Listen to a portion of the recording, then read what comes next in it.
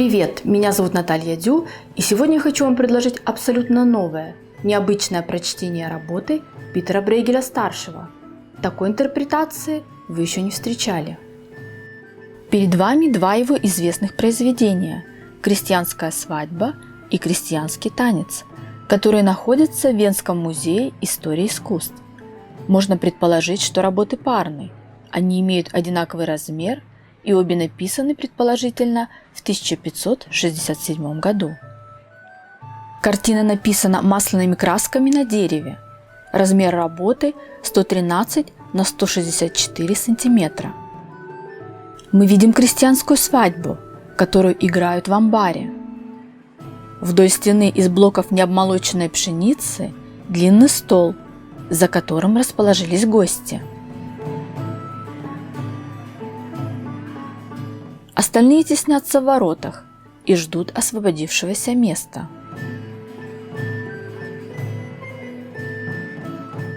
В середине XVI века испанские власти Нидерландов официальным указом запретили крестьянам собираться группами больше 20 человек, опасаясь заговоров и массовых беспорядков. Крестьяне на картине Брейгеля нарушают этот указ.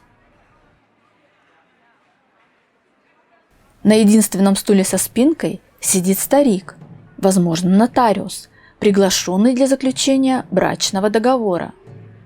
В углу на перевернутом чане сидит мужчина в дорогой одежде.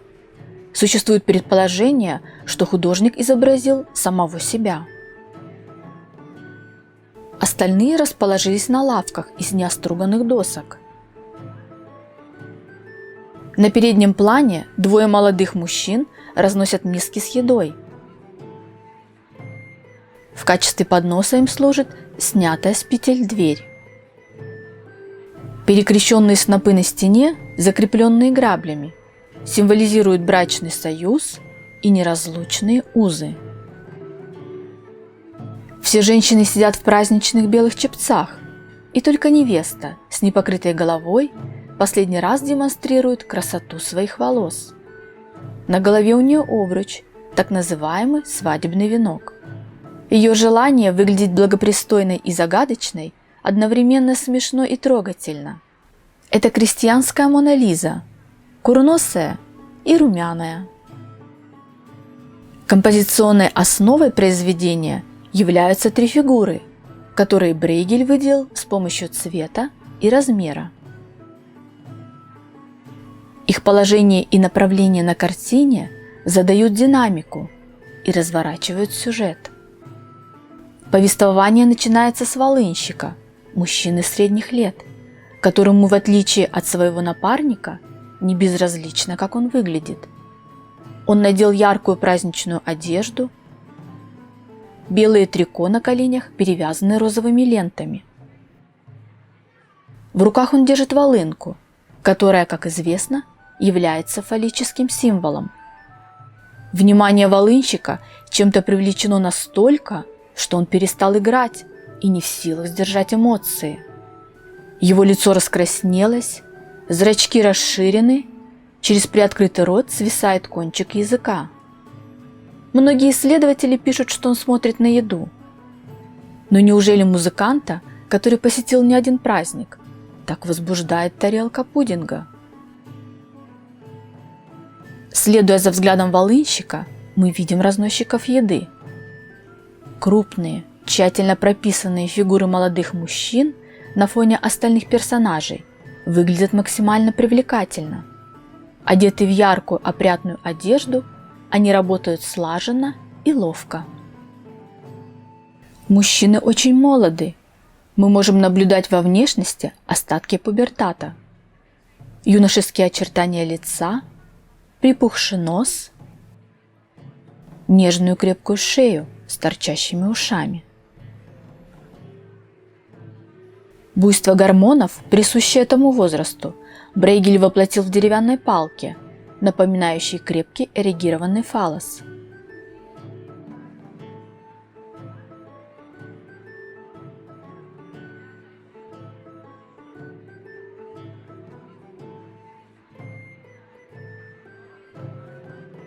а также на инфракрасном изображении мы можем видеть некоторые скабрезные детали.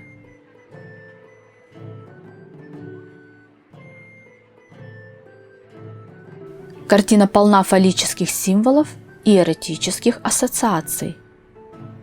В шапочке центрального персонажа волынщику мерещится некая непристойность со всеми вытекающими оттуда последствиями.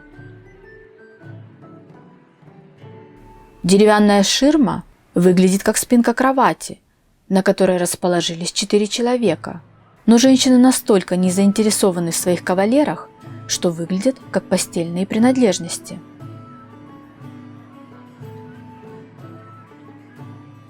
Венский музей истории искусств предоставил инфракрасный снимок произведения, на котором мы можем найти подтверждение нашей гипотезе. Причинное место волынщика выглядит более чем безобидно, но на инфракрасном снимке мы видим вздыбленную плоть, красноречиво демонстрирующую его желание. Очевидно, что эти моменты были записаны сверху кем-то, но не Брейгелем. На копиях, выполненных Питером Брейгелем-младшим, заметно, что сын видел картину в первозданном виде. Направление волынок продолжает лестница на сеновал, где на инфракрасном снимке мы видим парочку, предающуюся любовным утехам.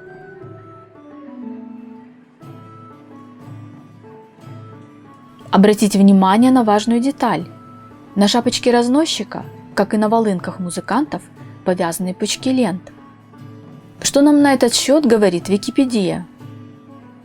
На шляпе у него, так же как и на инструментах игроков на волынках, привязан пучок лент.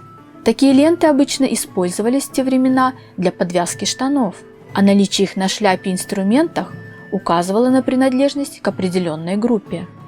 Молодые люди в то время объединялись по возрастному признаку для совместного времяпровождения. По возрастному признаку их объединить нельзя, но можно по сексуальной ориентации. У второго волынщика с таким же пучком на инструменте нож, который является фаллическим символом, на ориентацию недвусмысленно указывает. Пиршествующие люди не замечают происходящего, кроме женщины, возможно, матери невесты, и мужчины, отца или нотариуса. Брейгель зашифровал столь смелое послание, несмотря на то, что испанская инквизиция, которая с 1522 года господствовала в Нидерландах, сурово наказывала за гомосексуальные связи в том числе. Можно вспомнить гравюру Франца Хогенберга «Сцена казни содомитов». Для чего и для кого создавались столь непростые, многоуровневые произведения? Дело в том, что раньше не было художественных галерей. Просмотр картин Брейгеля был доступен только определенному кругу и только по приглашению. Работы художника принадлежали исключительно членам купеческого класса Антверпена и находились в частных собраниях. 5 картин Брейгеля находились в коллекции Жана Нуаро, бывшего хозяина монетного двора Антверпена, а 12 тарелок принадлежали банкиру Никласу Корнелиусу Чиусу. Финансист и правительственный чиновник Никлас Йонгелинг был самым увлеченным коллекционером Брейгеля и обладал 16 произведениями художника. Картины в то время были ренессансными телевизорами, через которые художники транслировали иносказания и метафоры, эротические ребусы, сатиру, юмор, и зрители понимали послание в меру своего глубокомыслия. Разгадывать такие послания было одним из интеллектуальных увлечений XVI века.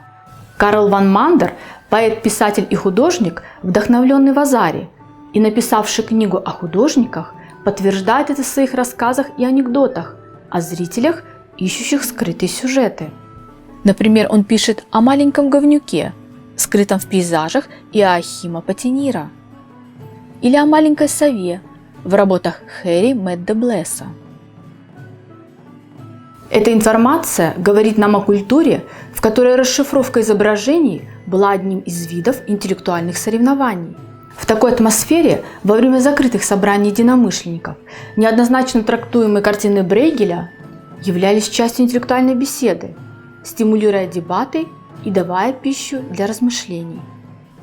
Абрахам Артелиус – фламандский картограф, составивший первый в мире географический атлас, который был близким другом Брейгеля, говорил, что он писал много такого, что написать попросту невозможно. Во всех работах нашего Брейгеля таится больше, чем изображено. Если вам понравилась передача, подписывайтесь на наш канал и не забывайте нажимать на колокольчик, чтобы не пропустить новые выпуски.